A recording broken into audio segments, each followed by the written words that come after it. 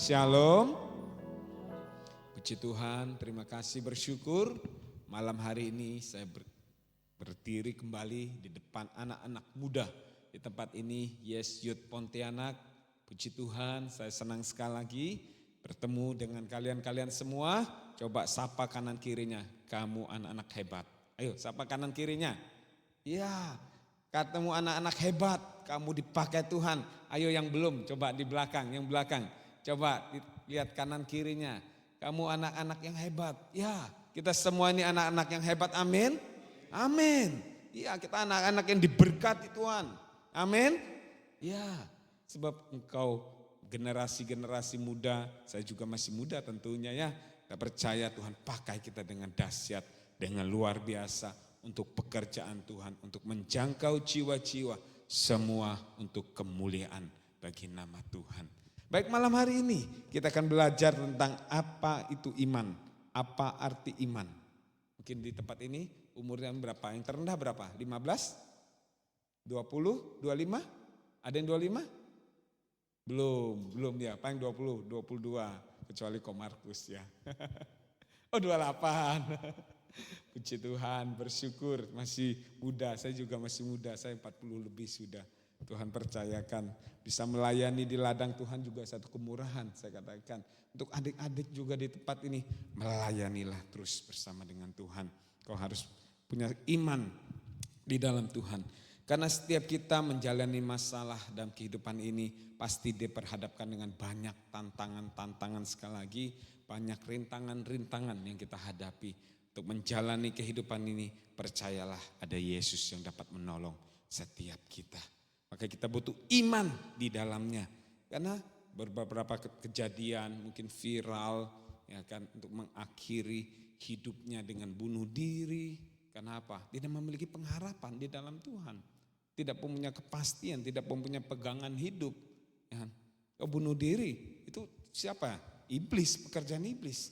Tuhan tidak mau. Tuhan memberikan damai sejahtera, memberikan sukacita, memberikan pengharapan, memberikan kekuatan.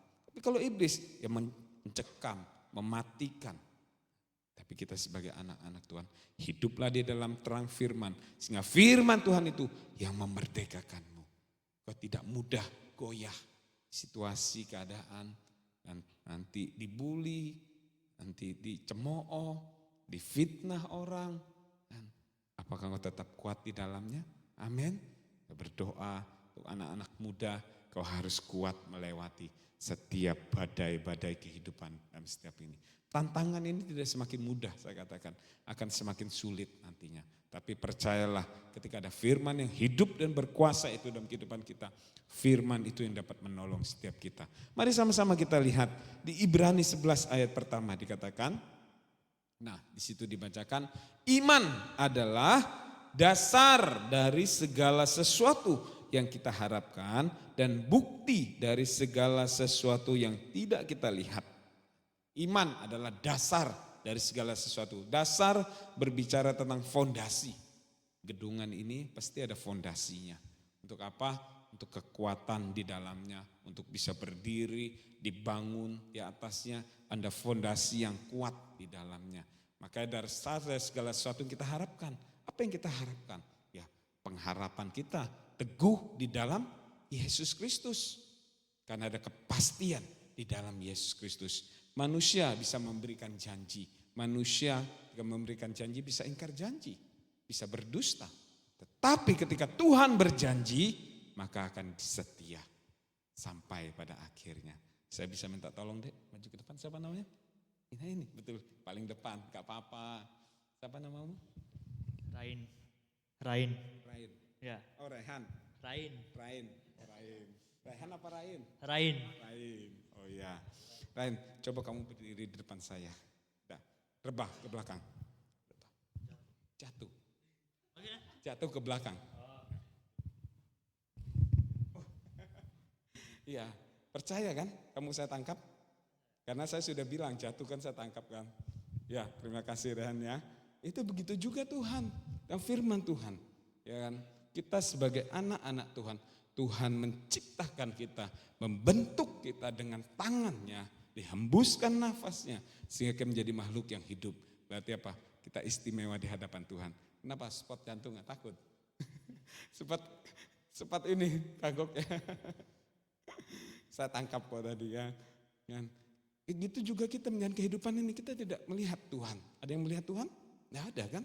Tapi kita percaya Dia hidup dan berkuasa atas kehidupan kita. Ya kita menjalani kehidupan ini, percayalah Tuhan yang menantang kita. Seperti tadi Rayhan, Dia merebahkan dirinya, ya saya tantang tangannya. Begitu juga kita. Sebagai orang-orang yang percaya di dalam Yesus Kristus. Makanya dasar dari segala sesuatu yang kita harapkan, itu janji Tuhan. Dia setia sampai pada akhirnya. Tadi kan sudah dinyanyikan, ku percaya, kau berjanji setia sampai pada akhirnya. Ketika Dia berjanji, firman yang Allah yang hidup dan berkuasa itu tidak pernah gagal dalam kehidupan kita. Dia berjanji setia sampai pada akhirnya. Maka dikatakan apa? Iman itu sebagai bukti. Dikatakan dari segala sesuatu yang belum kita lihat secara mata kita tidak melihat. Tapi kita percaya bahwa Yesus dapat menolong setiap kita. Itulah kekristenan kita. Bahwa Yesus mati di atas kayu salib, Dia menebus setiap dosa-dosa kita. Itulah iman percaya kita. Bahwa Dia mati, kayu salib, menebus setiap dosa-dosa kita. Dia dikuburkan, Dia dibangkitkan pada hari ketiga. Ada kemenangan di dalam Yesus Kristus. Ada kepastian keselamatan di dalam Yesus Kristus. Nanti ketika engkau menikah nanti kan, sini semua sudah dibaptis? Sudah? Puji Tuhan. Ada yang belum ya? Gadek-gadek belum. Sudah semua? Ada yang belum? Oh, baju abu itu belum. Ya, harus dibaptis. Ketika engkau menikah, sebelum menikah itu ada baptisan biasanya. Nah, ketika engkau sudah dewasa nanti mungkin ada pasangan-pasangan hidup, pria dan wanita, mungkin kau melirik, kan. Mungkin di gereja ini ada, mungkin juga ada nanti di luar. Apalagi kau beda agama. Hati-hati sekali lagi. Ketika engkau sudah menerima Yesus sebagai Tuhan dan Juru Selamatmu pribadi, peganglah teguh iman percayamu di dalam Tuhan. Jangan tukar Yesusmu dan harta, kekayaan yang dunia tawarkan. Dunia dapat nawarkan banyak jabatan, dudukan, mobil, rumah. Dunia itu tawarkan. Untuk kita menjual iman kita bisa.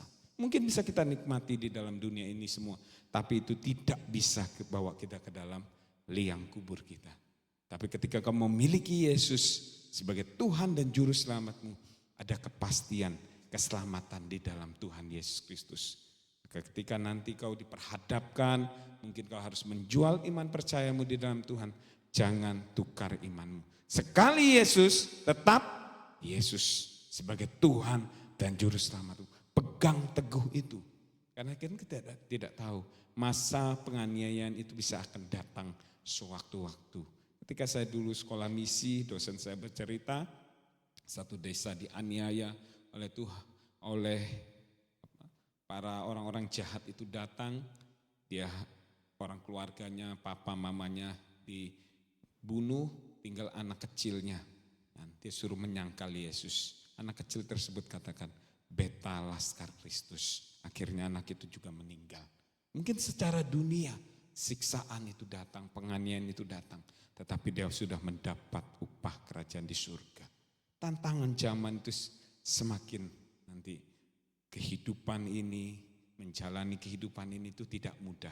Tetaplah pegang teguh iman percayamu di dalam Tuhan. Jangan mudah goyah dalam Tuhan. Saya ilustrasikan seperti sebuah jembatan. Sebuah jembatan ada jurang. Di sebelah satu jurang, satu lagi jurang. Untuk melewati kedua jurang ini butuh jembatan. Di satu jurang yang gelap sekali lagi, tapi satu jurang ini ada terang di dalamnya. Dalam melewati tiap jurang ini, itulah butuh jembatan, yaitu iman di dalamnya. Dari dulu kita dipanggil dalam kegelapan, dalam kehidupan dosa. Tetapi Tuhan panggil untuk kita hidup yang benar di dalam Tuhan. Itulah apa? Pertobatan untuk setiap kita. Makanya hiduplah di terang. Ketika engkau hidup di dalam terang, Itu firman Tuhan yang menerangi untuk setiap kita. Makanya firman Tuhan katakan apa? Firman-Mu pelita bagi kakiku dan terang bagi jalanku. Kalau pelita apa? Dituntun terus setiap hari kita dituntun oleh firman Tuhan. Mungkin seperti ini kalau lampu sorot, kita mintanya lampu sorot besar semuanya. Itulah manusia, pengennya instan, pengennya cepat. Tetapi firman Tuhan apa? Kita menuntun setiap langkah dalam kehidupan kita seperti pelita itu. Tuhan mau menuntun kita dari iman kita setiap hari pengenalan akan Yesus Kristus dalam kehidupan kita. Agar kita apa? Tidak mudah goyah dalam menjalani kehidupan ini. Mengapa iman penting dalam kehidupan menghadapi tantangan ini? Kita baca sama-sama Yohanes 16 ayat 33 dikatakan. Yohanes 16 ayat 33, saya bacakan firman Tuhan. Yesus mengingatkan kita bahwa Dia di dalam dunia ini, kamu akan mengalami kesengsaraan, tetapi kuatkanlah hatimu, aku telah mengalahkan dunia. Kuatkanlah hatimu, aku telah mengalahkan dunia. Dengan iman kita menemukan ketenangan di dalam Yesus Kristus. Maka sekali lagi ketika kau memutuskan menerima Yesus sebagai Tuhan dan Juru Selamatmu, peganglah teguh iman percayamu di dalam Tuhan. Maka ada damai sejahtera, ada kekuatan yang di dalam Tuhan. Maka firman Tuhan katakan apa? Segala perkara dapat kutanggung di dalam Dia yang memberikan kekuatan kepadaku. Perkara apa yang kau hadapi saat ini? Mungkin kau sekolah, studimu, pekerjaanmu, keluargamu malah, orang tuamu, datang kepada Tuhan. Datang kepada Tuhan. Doa kepada Tuhan. Percaya ketika kau datang kepada Tuhan, kau menyerahkan itu semuanya kepada Tuhan. Tuhan yang menolong, campur tangan untuk setiap permasalahan dalam kehidupan kita. Saya tidak tahu apa masalah engkau hadapi saat ini. Tapi yang saya tahu kita sama-sama punya Tuhan yang besar. Amin. Seperti pujian tadi, aku punya Tuhan yang besar. Dapat melakukan perkara-perkara ajaib dalam kehidupan kita. Mungkin ada keluarga, papa mama yang tidak baik. Keluarga, maaf, yang sudah tidak harmonis, datang kepada Tuhan. Doakan mereka, doakan papa mamamu. Impartasikan kasih, damai sejahtera, sukacita. Bukan kamu malah buat keributan dalam rumah. Tidak, tetapi kasih Kristus kau harus salurkan untuk papa mamamu. Sehingga mereka juga bisa ditarik kembali, ada keharmonisan kembali di dalam keluarga. Kasih Kristus yang dapat menyatukan, kasih Kristus yang dapat memberikan kekuatan untuk setiap kita. Maka tadi dikatakan apa? Kuatkan semuanya itu kukatakan kepadamu supaya kamu beroleh damai sejahtera untuk setiap kita. Ketika kita menjalani kehidupan ini, ya kita butuh damai sejahtera. Karena berbagai banyak tantangan-tantangan. Sepertinya contoh di ini, Daniel juga ketika dia diperhadapkan oleh raja, ditawari oleh raja makan dan minuman yang enak-enak. Tetapi Daniel tidak menajiskan dirinya untuk makanan dan minuman yang daripada raja. Tetapi dia apa? Mengkhususkan dirinya. Dia memberikan yang terbaik untuk Tuhan. Ketika dia diperhadapkan juga, dia diperhadapkan untuk menyembah patung yang dibuatan raja. Daniel menolaknya itu semua. Iman percaya di dalam Tuhan. Akhirnya apa? Dia dibuburkan di dalam gua singa. Ya, tapi akhirnya apa? Sebelum itu, tapi dia berlutut, berdoa setiap hari, meminta pertolongan Tuhan, meminta kuasa Tuhan. Tetapi ya Tuhan meluputkan itu semua. Dan itulah kekuatan untuk setiap kita. Ketika kita diperhadapkan di satu masalah pergumulan hidup ini, percayalah imanmu di dalam Tuhan Yesus Kristus. Tidak mudah goyah terhadap situasi, keadaan apapun yang menghimpit kita. Ayub juga dikatakan firman Tuhan, orang yang saleh, jujur di hadapan Tuhan. Ketika Tuhan izinkan angkat itu semua pagar perlindungannya, Tuhan uji Ayub, harta bendanya habis, anak-anaknya mati. Apa kurang saleh Ayub? Saleh firman Tuhan katakan. Tapi semua Tuhan izinkan itu semua. Tuhan uji itu semua. Sampai firman Tuhan katakan, dalam semuanya itu Ayub tidak berbuat dosa, tidak mengutuki Tuhan. Ayub tetap hidup bersih di hadapan Tuhan. Akhirnya apa? Tuhan gantikan, Tuhan kembalikan harta kekayaan Ayub. Anak-anaknya juga Tuhan kembalikan. Untuk setiap kita ketika menghadapi situasi keadaan tantangan dalam kehidupan ini, di dalam Yesus pasti ada jalan keluar. Amin. Ada seorang anak datang kepada mamanya untuk menyerahkan hasil kerja PR-nya pada mamanya. Mamanya lihat, Dek, kok jawaban 2 tambah 2 sama dengan 8? 2 tambah 2 kok sama dengan Yesus? 4 tambah 4 kok sama dengan Yesus? 5 tambah 5 kok sama dengan Yesus? Terus mamanya bingung, kenapa jawaban semua PR-nya Yesus? Kan mama bilang, semua persoalan hanya di dalam Yesus Kristus. Iya, ya semua persoalan ada di dalam Yesus Kristus. Ya anak masih polos ya, tetapi percayalah Tuhan ketika dia berjanji, dia tidak pernah meninggalkan kita sedetik pun. Amin.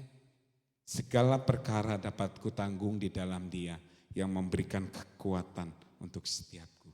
Lihat apa? Kita berdoa, baca firman. Tempat ini ada baca firman. Siapa yang rajin baca firman Tuhan? Anak-anak youth. Ada? 1, 2. Loh, yang lain mana? 3, 2, 4, udah enggak lengkap. Baca firman. Dengan baca firman, kau tahu isi hati Tuhan. Dengan baca firman, firman menegur kita. Dengan baca firman, engkau akan tambah pintar, katakan. Karena Amsal mengajari kita hikmat Tuhan untuk setiap kita. Amsal itu satu pasal 31, ada 31. Maka baca 1 hari 1 itu sama dengan 1 pasal. Ketika sampai 1 bulan itu 31 hari. Maka belajar di dalamnya.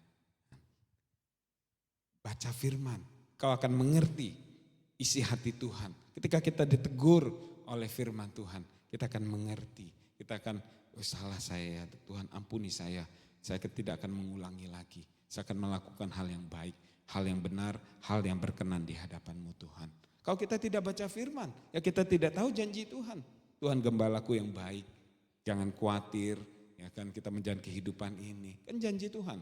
Untuk setiap kita, aku akan memegang tangan kananmu dan membawa engkau kepada satu kemenangan. Itu kan janji Tuhan untuk setiap kita. Kalau kita tidak pernah baca firman-Nya, kita tidak mengambil janji-janji yang Tuhan berikan untuk setiap kita. Firman Tuhan apa? Senjata untuk setiap kita. Melawan mungkin kekhawatiran, ketakutan, kecemasan yang ada dalam pikiran kita. Bisa melawan itu semua dengan firman Tuhan. Kita baca, kita renungkan, kita lakukan firman itu. Maka firman itu menjadi apa? Hidup dan berkuasa. Ketika engkau berdoa juga. Ya. Ketika engkau berdoa untuk orang lain, saya percaya Tuhan oleh darah Yesus Kristus sembuh, sehat, kuat. Ya, percaya kita kalau kita berdoa. Kita berdoa untuk papa, mama, bisnis, pekerjaan. Mereka percaya kita berdoa dalam nama Yesus. Sebab namanya, nama yang berkuasa. Ketika engkau berdoa harus tutup semua dalam nama Tuhan Yesus Kristus. Sekali lagi, sebab Dia nama yang berkuasa. Beberapa kali pelayanan di Malang juga ada yang kerasukan dalam nama Yesus. Lari. Sebab Dia nama yang hidup, nama yang berkuasa di atas segalanya. Segala kuasa apapun tunduk di bawah kaki Yesus. Berdoa engkau dalam nama Yesus. Doa bukan berbicara tentang panjang lebar, kiasan kata-kata indah. Tidak demikian. Doa berbicara hubunganmu dengan Tuhan. Doa berbicara apa? Engkau komunikasi dengan Tuhan. Doa itu sangat penting. Seberapa sering kau berdoa? Pagi hari kau bangun, sudah doa belum pagi hari ini? Amin. Sudah? Jangan gadget yang dilihat, postingan, Facebook, ya kan, sosial media. Kalau kita buka duluan itu lupa nanti datang kepada Tuhan.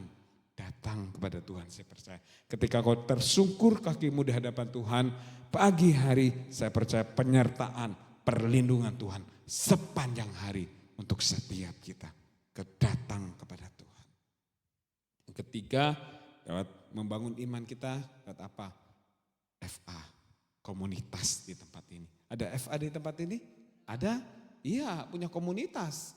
Dalam komunitas FA, kalian bisa saling sharing, menguatkan, bersaksi. Ya, karena kesaksian itulah yang dapat membangun satu sama lain. Saling mendoakan di dalamnya.